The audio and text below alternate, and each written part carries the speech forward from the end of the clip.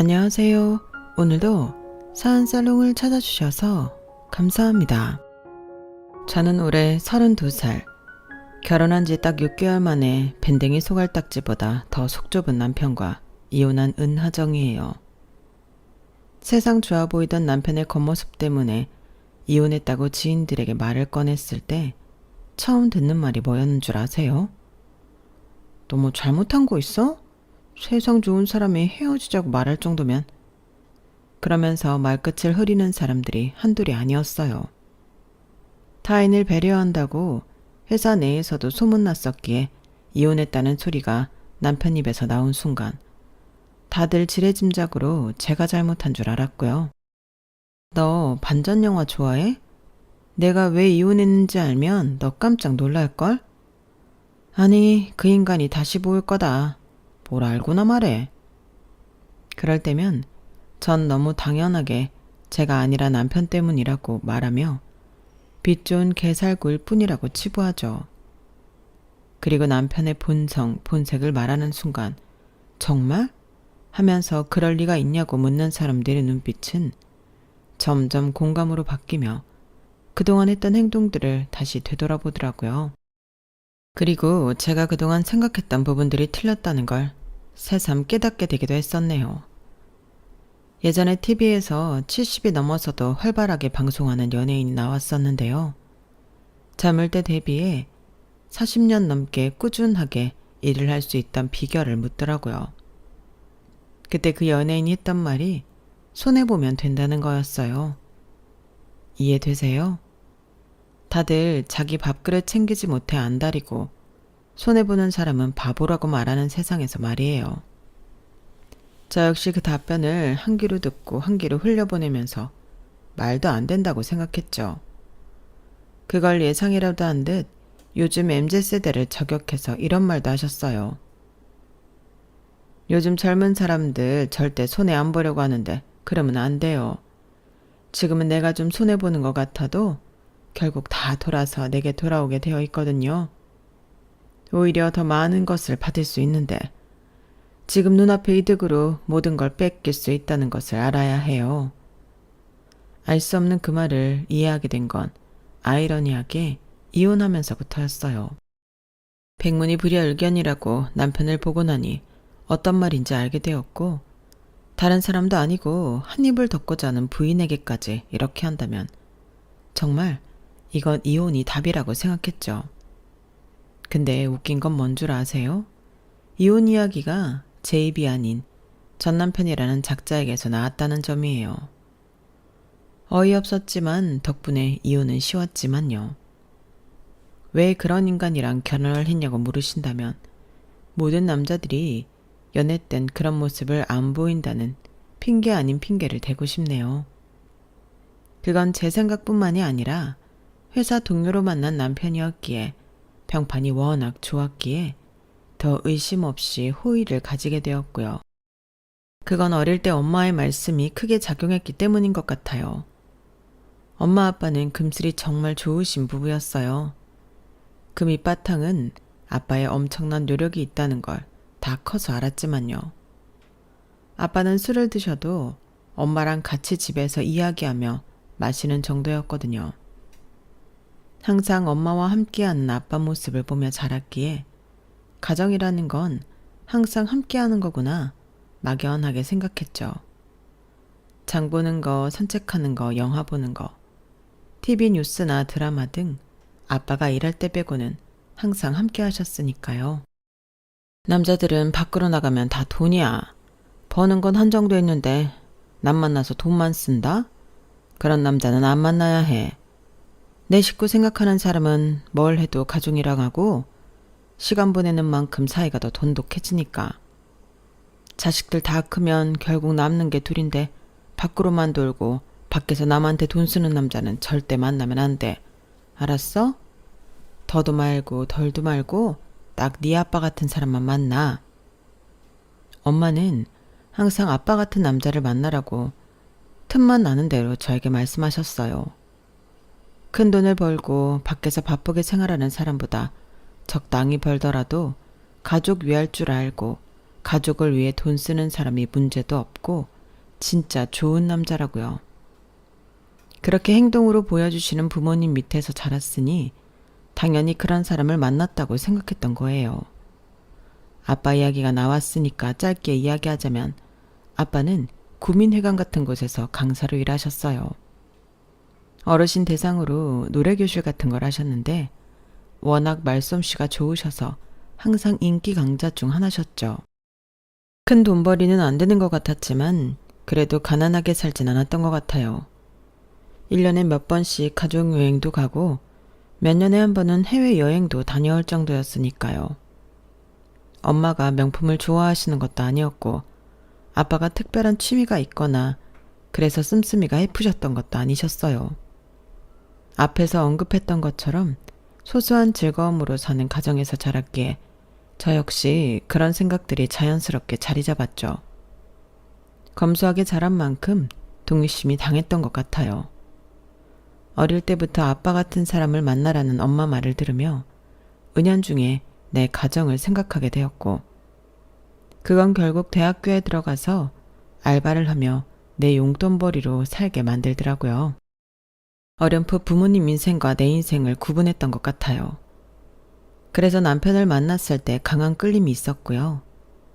남편은 우선 같은 회사의 다른 부서 사람이었는데 워낙 평판이 좋아서 회사 내에서 모르는 사람이 없을 정도였어요. 왜 그런 사람 있잖아요. 서글거리고 배려의 아이콘이라 불려서 윗사람 아랫사람 다 좋아하는. 남편이 그런 사람이었거든요. 그러다가 회사 도서관에서 책을 빌리는 날 우연히 마주치면서 눈인사를 하게 되었어요. 저는 남편 소문을 듣고 어떤 사람이라는 걸 알고 있었고 남편은 저에 대한 소문을 듣지 못했지만 인원수가 50명 정도 되는 회사였고 둘 다 대리급이니 안면은 알고 있었거든요. 그런데 인연이 되려고 그랬는지 신기하게 책을 빌리고 반납하는 시간이 비슷해서 어느 순간부터 겹치는 날들이 많았어요.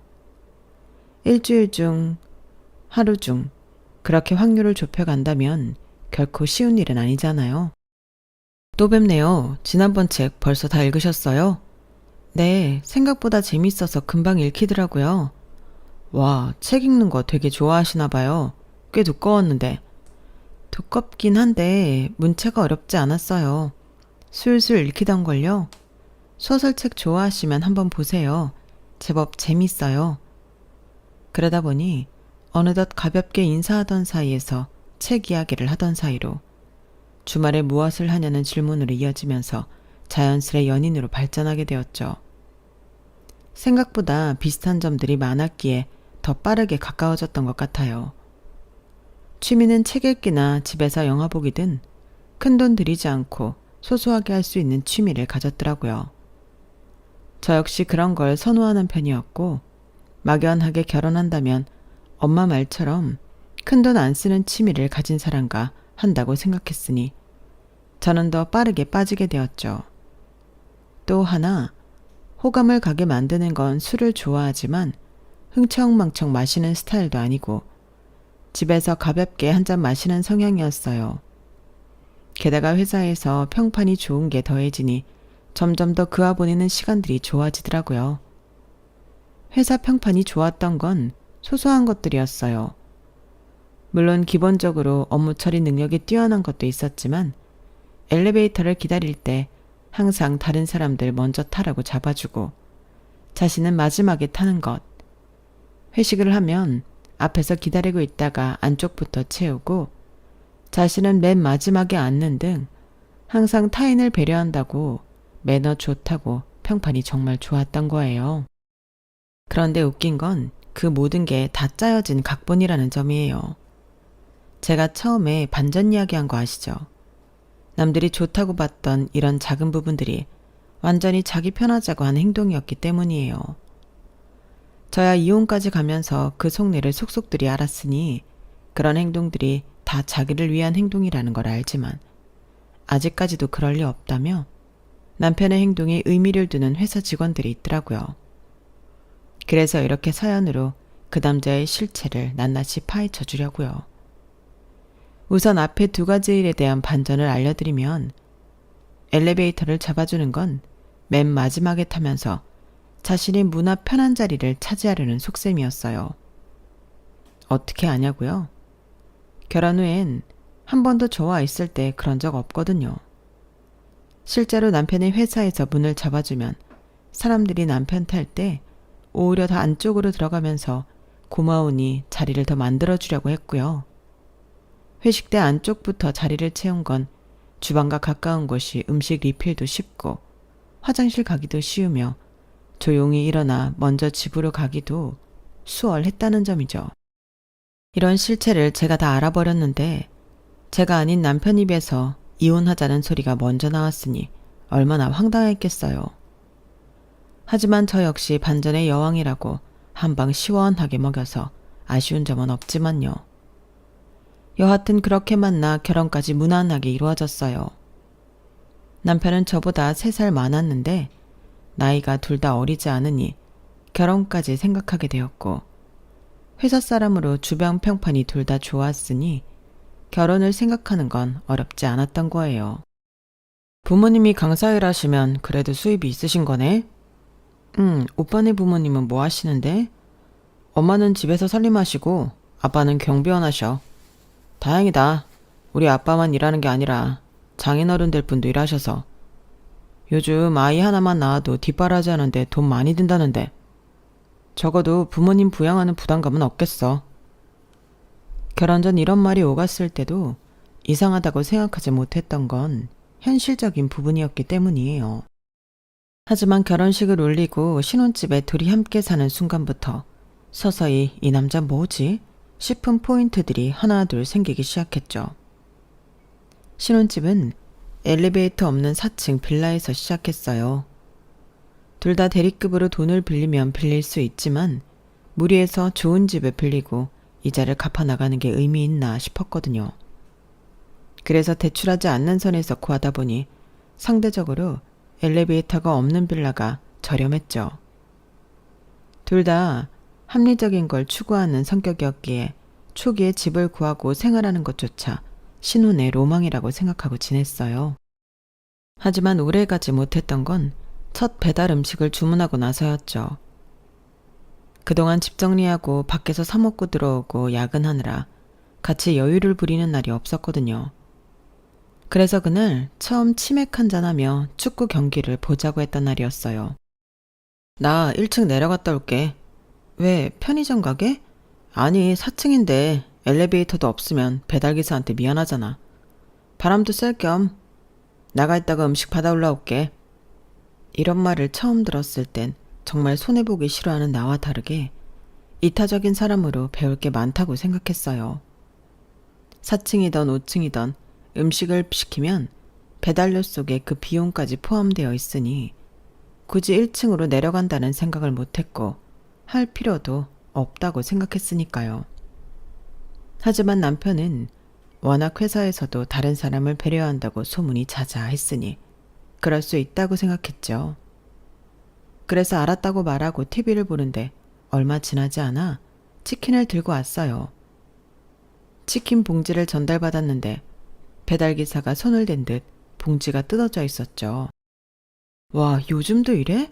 배달기사가 뭐 빼먹는다는 소리를 듣긴 했어도 내가 주문한 걸 먹는 것도 처음이네. 어디다 전화해야지? 가게? 배달업체? 황당해서 해결 방안을 물어보는 저에게 평온하게 웃으며 쳐다보는 남편을 보니 이해가 안 되더라고요. 설마 이런 것까지 배려해서 이해하자고 넘어가는 건가 싶었으니까요. 그런데 저희 예상을 보기 좋게 깨부수며 등 뒤에서 슬그머니 먹다 남은 뒷다리를 꺼냈어요. 전화하지 마. 내가 먼저 하나 먹었어. 계단 올라오는데 냄새가 너무 맛있잖아. 그러면서 배시시 웃는데 그 모습이 귀엽게 느껴졌어요. 둘 다 양이 많은 게 아니라 저녁 식사 대신 치킨에 맥주 한잔 하려고 8시가 다 되도록 아무것도 안 먹은 상태였거든요. 그래서 기분 좋게 치킨을 뜯고 TV를 보며 시간을 보냈어요. 문제는 그게 한 번으로 끝나지 않았다는 점이에요. 피자 박스가 왜 이래? 설마 또 올라오다가 하나 먹은 거야? 오, 냄새가 너무 맛있잖아. 그리고 진짜 금방 만들어서 방금 왔나 봐. 치즈가 얼마나 뜨겁던지 볶다가 입천장 데일 뻔했다니깐? 그러면서 웃는데 피자 소스가 앞니빨 사이에 껴있는 거예요. 그런 걸 알 리 없는 남편은 여전히 자신이 뭘 잘못했는지 모른 채 웃는데 슬슬 짜증이 났죠. 그렇다고 매번 올라오면서 먹으면 어떡해. 나는 누가 먹다 남은 거 먹는 느낌이잖아. 그런 말이 어딨어. 같이 먹으려고 시킨 거고 내가 남도 아니고 까다롭긴. 피자 시켰다. 빨리 먹자. 저를 예민충으로 치부하더니 피자 박스를 열고 본격적으로 먹기 시작하더라고요. 저요. 배는 고팠는데 입맛이 뚝 떨어지는 게 같이 먹기 싫어졌어요. 남편은 그러든지 말든지 신경 안 쓰다가 자기 배부르니 물었죠. 그럼 남은 피자 냉장고에 넣어두냐고요.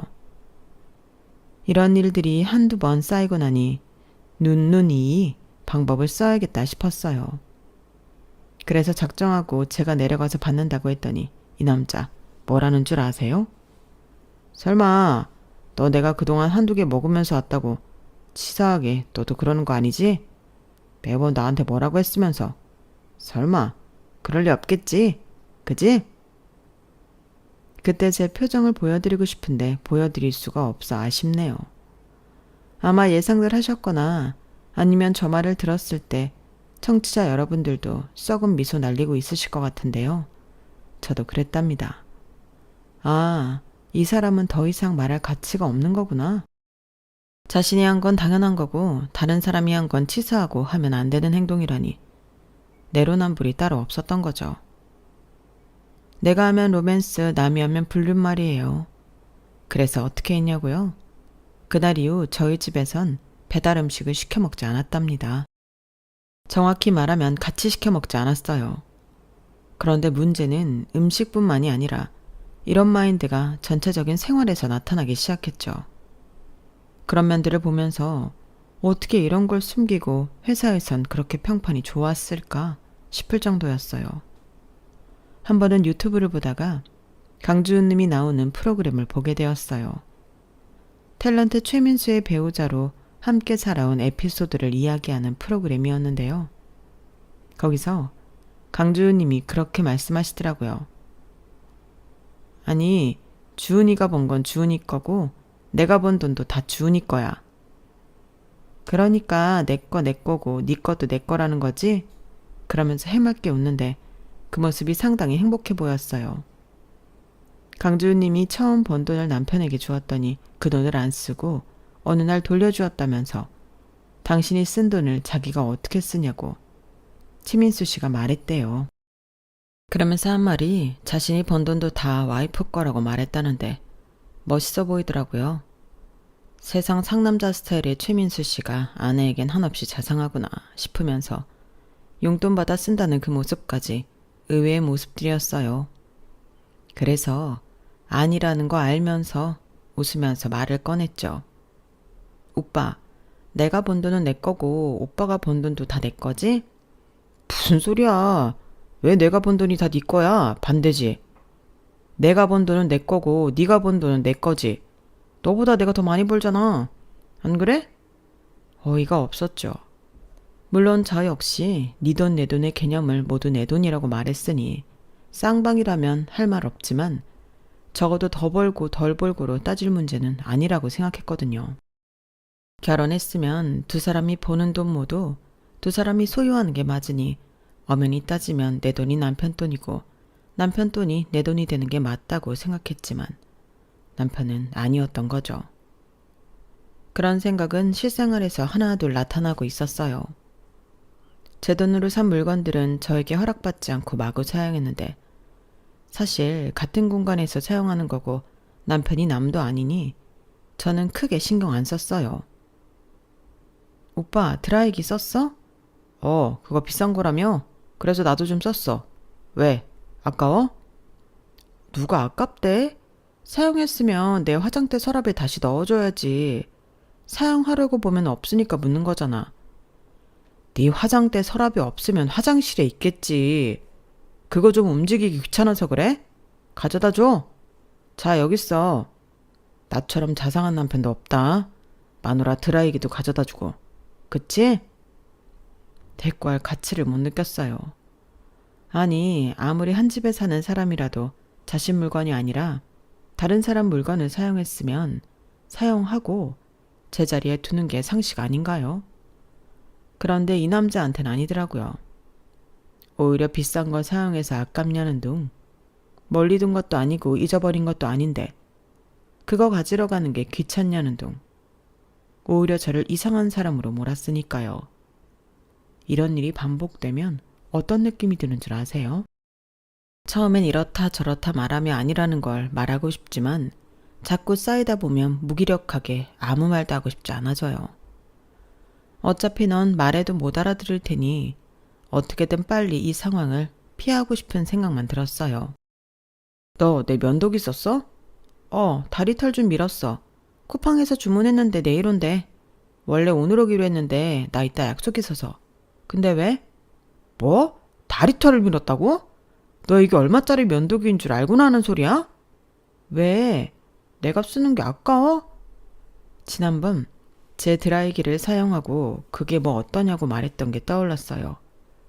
그래서 뭐가 문제인지 모른다는 투로 말하면서 일부러 더 느끼라고 그때 남편이 저에게 했던 말을 고스란히 따라했네요. 아니, 누가 아깝대. 고장나면 어떻게 하려고 다리털을 위냐는 거지. AS도 유료로 해야 하는데 고장나면 어쩌려고. 내 다리털이 오빠 턱수염보다 더 적고 털도 약한데 별걸 다 걱정해. 사용 설명서에도 문제 없다고 써있어. 그리고 사용하고 제자리에 뒀고. 그럼 된 거잖아. 왜 그래? 항상 이런 식이었어요. 내 물건은 고장나도 어차피 쓰다 보면 고장나는 거. 그게 뭔 문제냐고 대수롭지 않게 넘어가면서 자신이 사용하는 모든 물건은 그게 어떤 물건이든 제가 사용하면 찝찝해하는 표정을 숨기지 못했죠. 그런데 사람이 참 이상해요. 저도 제가 나쁜 사람이어서 그런지 모르겠지만 말을 더 길게 하는 건 싫은데 손해보기 싫어하는 게 제 성격이라 그런지 보란 듯이 신경 안 쓰고 사용하고 싶더라고요. 너도 하는데 나는 왜 못해? 이런 심리가 작용하기도 했고요. 그런데 날이 갈수록 자기 것은 눈에 쌍심지를 켜고 지키려 들면서 제 물건은 더 함부로 쓰는 남편을 보니 그나마 남았던 정도 미련 없이 사라지고 있었어요. 그러던 중 결정적인 사건이 터지게 되었네요. 그러던 어느 토요일, 회사에서 중요한 프로젝트 하나가 막바지에 들어섰는데 클라이언트 측에서 갑자기 주말에 긴급 회의가 잡혔어요. 이번 주 월요일까지 최종 기획안 넘겨야 하는데 금요일에 와서 이것저것 수정 요청하고 주말에 회의 잡고. 정말 클라이언트들은 왜 이럴까? 뭐 별 수 있나? 다들 집중해서 빨리 끝내자고. 팀장님도 한숨을 쉬시면서 어쩔 수 없다고 하시더라고요. 이미 계약 단계까지 와서 엎어버릴 수도 없고 다른 팀원들도 다 나와야 하는 상황이었으니까요. 프로젝트 총 금액이 억 단위라서 회사 입장에서도 절대 놓칠 수 없는 건이었거든요. 그래서 토요일 오전 10시에 회사로 나가게 되었어요. 오빠, 나 회사 갔다 올게. 점심때쯤에는 끝날 것 같아. 남편은 침대에서 늘어져 있으면서 알겠다고 대답하더라고요. 그런데 회의가 시작되고 1시간쯤 지났을 때 제 핸드폰이 울렸어요. 동생 번호였는데 평소에 주말 오전엔 잠만 자는 애가 전화를 한다는 게 이상해서 급하게 받았죠. 언니, 나 지금 너무 아파. 배가 진짜 미치겠어. 어떻게 하지? 목소리가 떨리는 게 심상치 않았어요. 동생이 원래 아픈 걸 잘 참는 스타일인데 전화까지 할 정도면 정말 아픈 거구나 싶었거든요. 제 동생은 어릴 때 골절상을 입고도 괜찮다고 우기다가 병원에서 깁스를 한 적이 있을 정도로 웬만해서는 아프다는 소리를 안 하는 애거든요. 어디가 어떻게 아픈데? 언제부터? 새벽부터 배 오른쪽이 아프기 시작하더니 지금은 진짜 죽을 것 같아. 걷지도 못하겠어. 언니, 나 응급실 가야 할 것 같아. 엄마 아빠는 여행 중이니까 말하지 말고.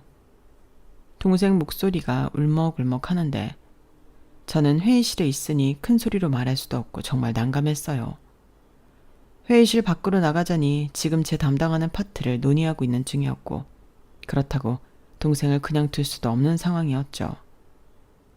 팀장님께 상황을 설명드리고 나가려고 했는데 지금 가장 중요한 파트를 논의하는 중이라 1시간만 더 있어달라고 하시는 거예요. 그래서 급하게 남편한테 전화를 걸었죠. 사실 마음 한편으로는 미안한 기분이 들었어요. 요즘 집에서 자꾸 언성이 높아지는 일들이 있었는데 이런 부탁까지 해야 하나 싶었거든요. 하지만 동생이 정말 위험할 수도 있는 상황이라 어쩔 수 없었어요. 오빠 미안해. 은영이가 갑자기 배가 너무 아프다고 응급실 가야 할 것 같다는데 나는 지금 회의 중이라 못 빠져나가겠어. 미안하지만 먼저 병원 가서 동생 좀 봐줄 수 있어? 뭐? 처제가? 얼마나 아픈데? 전화 너머로 남편이 마지못해 침대에서 일어나는 모습이 머릿속에 그려졌어요. 다행히 거절하지 않고 바로 심각성을 인지하는 것 같았죠. 걷지 못할 정도래. 새벽부터 배 오른쪽이 아프다고 하니까 맹장일 수도 있어. 빨리 가줘. 내가 1시간 안에 회의 끝내고 바로 갈게. 그래 알았어. 처제한테 말해. 내가 지금 바로 간다고. 남편이 잠깐 뜸을 들이더니 의외로 흔쾌히 승낙해 주더라고요. 그 순간 정말 고마웠어요. 역시 급한 상황에는 남편이 있어서 든든하다는 생각이 들었거든요. 동생한테는 다시 전화해서 형부가 먼저 간다고 하고 저는 정신없이 회의에 집중하려고 노력했는데 계속 신경이 쓰이더라고요. 혹시 맹장이 터지면 어떻게 하나? 수술을 해야 하는 건 아닌가? 이런 생각들이 머릿속을 맴돌았어요. 회의 중에도 계속 핸드폰을 확인했는데 남편한테 연락이 없어서 더 불안했죠. 좋은 소식이면 바로 전화가 왔을 텐데 연락이 없다는 건 뭔가 심각한 상황인 건 아닌가 싶었거든요. 회의가 끝나자마자 급하게 병원으로 향했어요. 평소보다 운전도 빨리 했는데 신호등에서 멈출 때마다 시간이 너무 천천히 흘러가는 것 같았어요. 그런데 응급실에 도착해보니 남편이 수납창고에서 뭔가 절차를 밟고 있더라고요. 급하게 달려가서 동생 어디 있냐고 물어봤죠. 아, 왔어? 처제 지금 진료 끝나고 입원 수속하고 있어. 맹장염 초기래. 다행히 심하지 않아서 수술은 안 해도 되고 며칠 입원해서 약물 치료 받으면 된대. 그 말을 듣자마자 정말 안도감이 밀려왔어요. 수술까지 해야 하는 건 아니구나. 생각보다 심각하지 않구나 싶어서 다리에 힘이 빠지는 것 같았어요. 아, 다행이다. 정말 다행이야. 그런데 여기서 뭐해? 응급진료비 결제하고 있어. 입원비는 내일 입원실에서 따로 하면 되는데 응급실 진료비랑 각종 검사비가 20만 원 정도 나왔거든. 처제가 카드가 없다고 해서 내가 결제했어. 그제서야 생각해보니 저 역시 주차하고 급하게 나오느라 지갑을 안 가져온 거예요. 그런데 남편이 먼저 결제까지 해주고 동생 일을 봐주니 그래도 남편이 있으니 든든하구나 싶었죠. 다 지나고 보니 일부러 수납창고 사람들 들으라는 듯 자세하고 큰 소리로 말했다는 걸 알았지만 말이에요.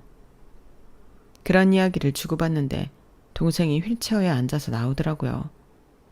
얼굴이 창백하긴 했지만 아까보다는 훨씬 나아 보였어요. 언니 왔어? 나 형부 덕분에 살았어. 형부 아니었으면 진료비도 못 내고 진짜 큰일 날 뻔했어. 형부 진짜 고마워요. 동생이 남편 손을 꼭 잡으면서 진심으로 고마워하는 모습을 보니 저도 뭉클했어요. 평소에 무뚝뚝한 동생이 저렇게 감정 표현을 하는 걸 본 적이 거의 없거든요. 제 동생이 고맙다거나 미안하다는 말을 잘 안 하는 성격인데 정말 많이 무서웠나 보다 생각했네요. 형부, 돈은 제가 꼭 갚을게요. 정말 죄송해요. 구급차를 타고 오느라 지갑 챙길 겨를도 없이. 동생이 진짜 미안한지 눈물까지 글썽이는 걸 보니까 저도 코끝이 시큰해졌죠. 갚을 거 없다고 제가 말하려는데 남편이 먼저 말해버렸어요. 처제, 그런 걱정 말고 아픈 거 나 신경 써. 고작 20만 원 가지고 뭔 소리야. 형부가 그만한 능력도 없어 보여? 아프지나 마. 알았지? 남편이 동생 머리를 쓰다듬으면서 정말 다정하게 말하더라고요. 그 모습을 보면서 조금 쪼잔한 면이 있긴 해도 정말 가족에겐 한없이 따뜻한 사람이구나 싶었어요. 그동안 쌓았던 감정이 신기하게 가족한테 자라는 모습을 보니 흐려지는 듯 했죠. 동생을 병실까지 데려다주고 간호사님께 주의사항을 들은 다음에 저희는 집으로 향했죠.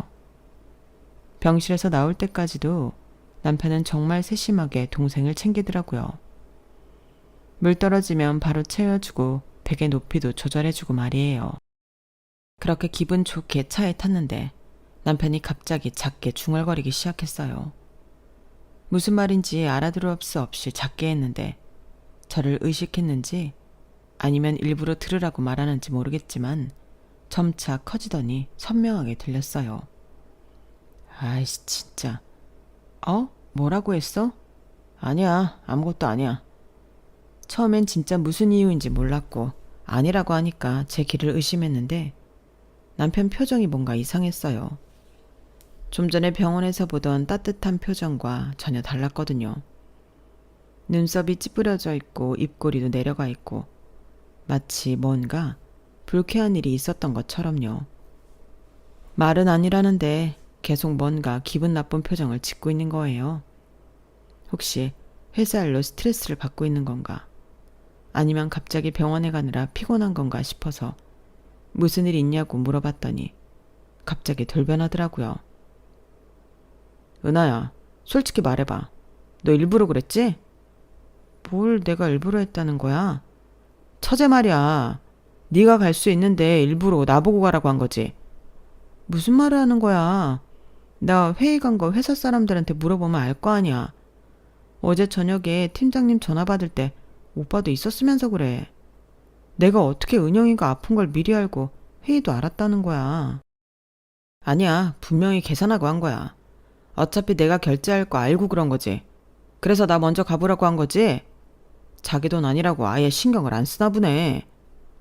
그 순간 정말 어이가 없었어요.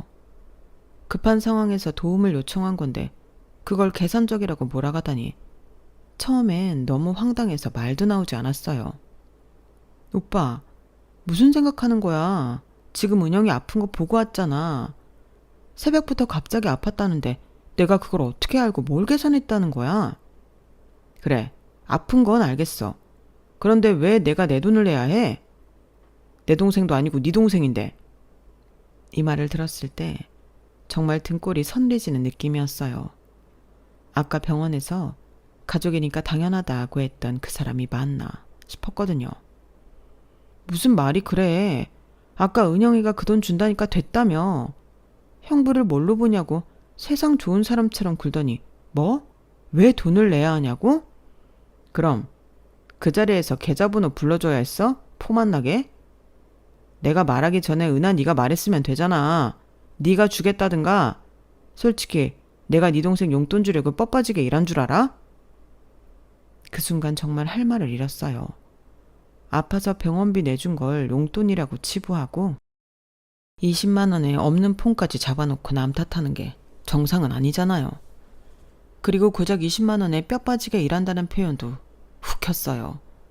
그리고 이 남자 그릇이 고작 이거였구나 싶은 게 좀 전까지 다르게 보았던, 아니 보려고 애썼던 제 자신이 얼마나 한심했는지도 동시에 알았네요.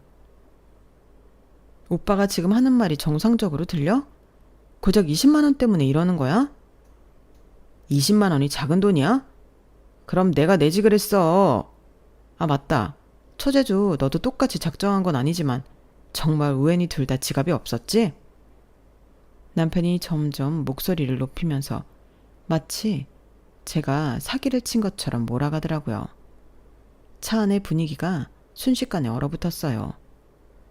야 진짜 미쳤나? 내가 언제 계산하고 그랬다고? 미쳤다고? 네가 미친 거 아니야? 자기 가족 챙기려고 남 돈 쓰는 게 당연하다고 생각하는 게?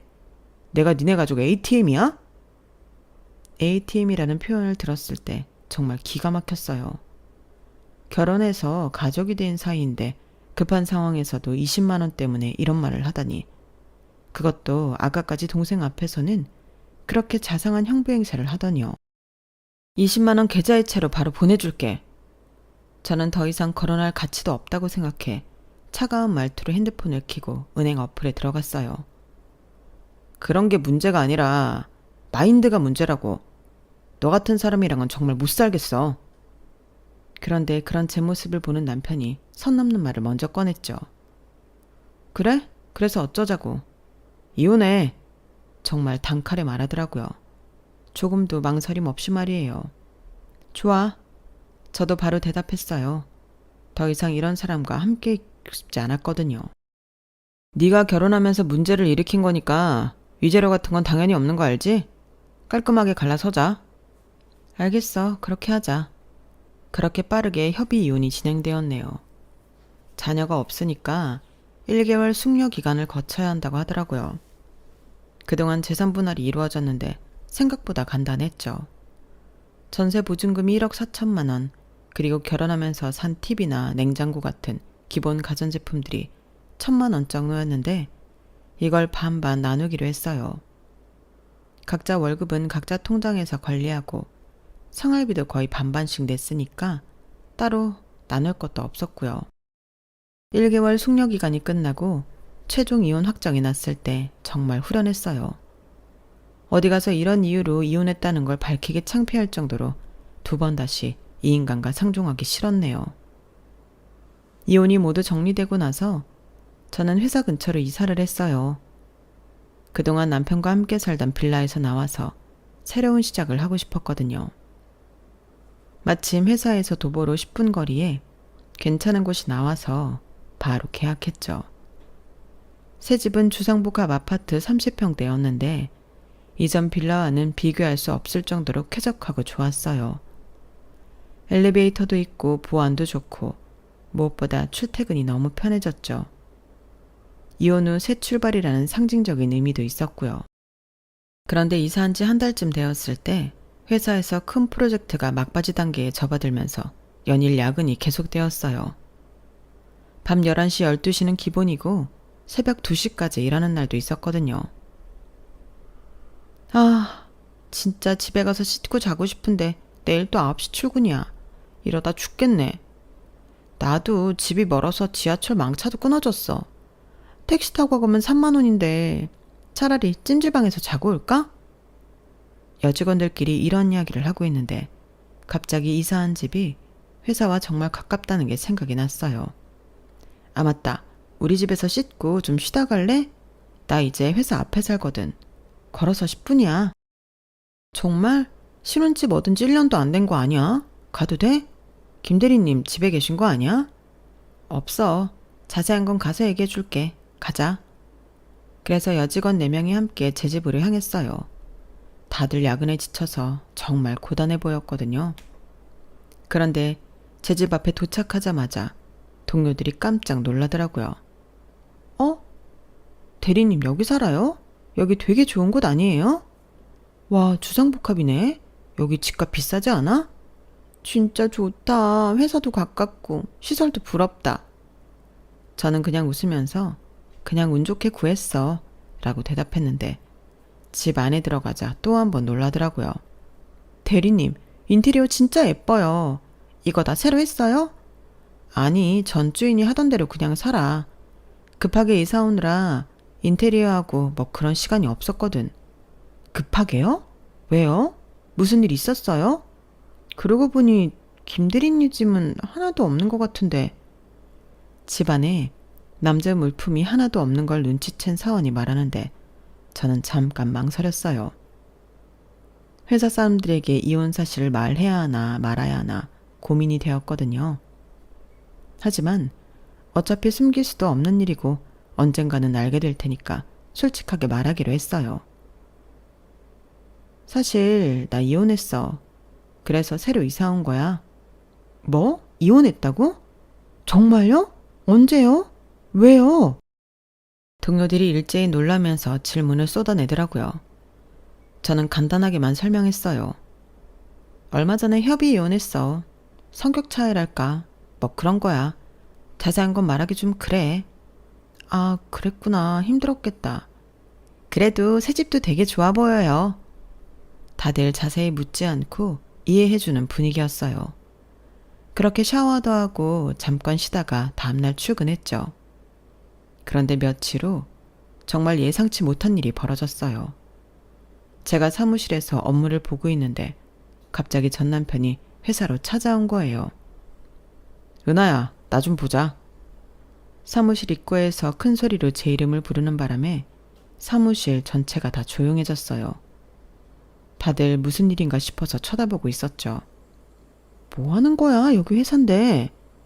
저는 당황하면서도 최대한 조용히 말했는데 전 남편은 전혀 신경 쓰지 않고 계속 큰 소리로 말하더라고요. 야, 너 소문 좀 잠재워. 사실대로 말해. 네가 해명해 줘야 할 거 아니야. 무슨 소문? 무슨 말을 하는 거야? 내가 바람 피워서 위자료 많이 줬다고. 그래서 네가 좋은 집 샀다고. 이게 다 무슨 소리야? 그 순간 정말 어이가 없었어요. 무슨 말인지도 모르겠고 왜 갑자기 이런 소리를 하는지도 이해가 안 갔거든요. 나 그런 소리 한 적 없는데? 누가 그런 말을 했는데?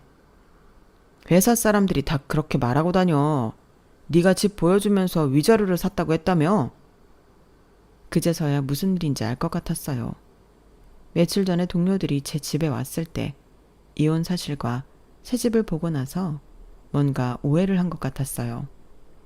사무실 동료들이 하나둘씩 모여들기 시작했어요. 다들 수근거리면서 상황을 지켜보고 있었죠. 갑자기 좋은 집으로 어떻게 이사 갔겠어. 집 들일 때 봐서 알잖아. 빌라에서 주상복합. 차이가 나도 너무 나잖아. 그래, 나도 들었어. 위자료 많이 받았다고. 바람만 핀 게 아니라 애를 숨겼다는 소리도 있던데? 이런 소리들이 여기저기서 들리기 시작했어요. 남자 직원들까지요. 전 남편은 더욱 흥분해서 목소리를 높였어요. 야, 네가 잘못해서 우리가 이혼한 거잖아. 왜 내가 바람 폈다고 거짓말을 해? 나 그런 말 안 했어. 그리고 당신이 먼저 이혼하자고 했잖아. 그럼 뭐야? 숨겨둔 남자라도 있었던 거야? 그렇지 않고서야 네 월급으로 무슨 수로 주상복합 30평에 살아? 돈 많은 남자 만났지? 사실대로 말해. 괜히 나만 이상한 사람 만들지 말고. 정말 기가 막혔어요. 자기가 20만 원 때문에 이혼하자고 해놓고 지금 와서 제가 바람을 폈다는 식으로 몰아가는 꼴이 우스웠죠. 주위에서 웅성거리는 소리가 점점 커졌어요. 그러게, 갑자기 좋은 집으로. 뭔가 있었나 보네. 조용히 해봐요. 당사자가 말하잖아요.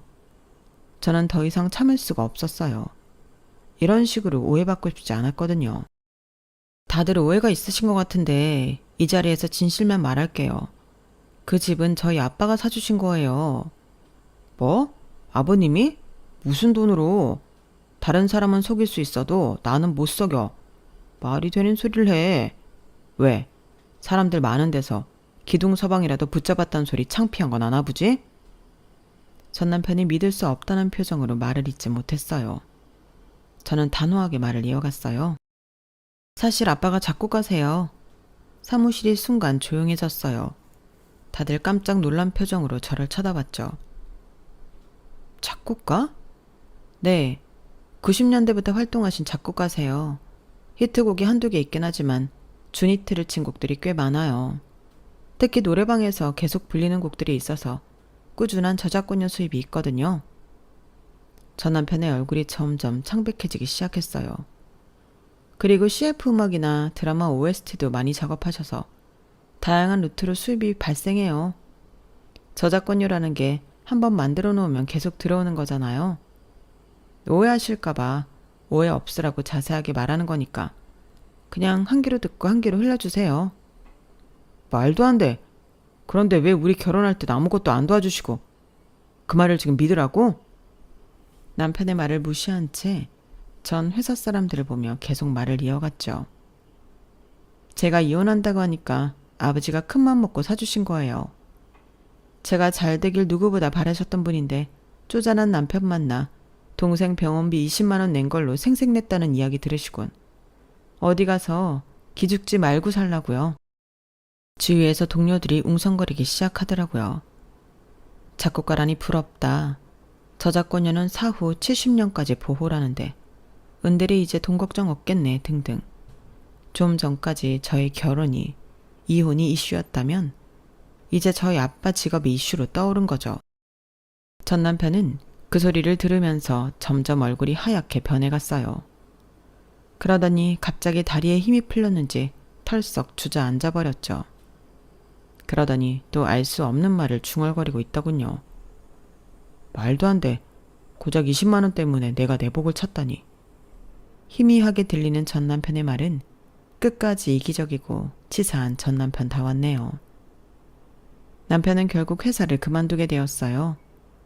초반에 이야기했던 배려 있는 모습들이 사실은 이기적인 행동이었다는 게 밝혀지고, 제가 이혼한 진짜 이유도 회사 사람들이 알게 되면서 더 이상 설 자리가 없어진 거죠.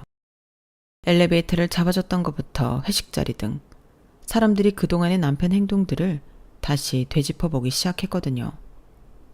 한번 의심이 생기니까 모든 게 다르게 보이는 거예요. 그렇게 쌓아올린 이미지가 하루아침에 무너져 버린 거죠. 그 후 남편은 다른 회사에 이력서를 냈지만 남편이 하는 일이 좁은 바닥이라 한 달이 건너면 다 아는 사람들이에요. 소문이 이미 퍼져서 서류 전형에서부터 계속 탈락하고 있다고 하더라고요. 뼈 빠지게 번다던 그 20만 원도 이제 못 벌게 생겼어요. 인생 정말 아이러니하죠. 이런 이야기를 친구들에게 하면 아직도 못 믿어해요. 어찌나 포장을 잘했든지 제가 다 지어낸 이야기로 믿는 친구도 있더라고요. 여러분들 생각은 어떠세요? 주위에 정말 이런 남자 보신 적 없으신가요? 겉으로는 배려하는 척하면서 사실은 자기 이익만 계산하는 사람 말이에요.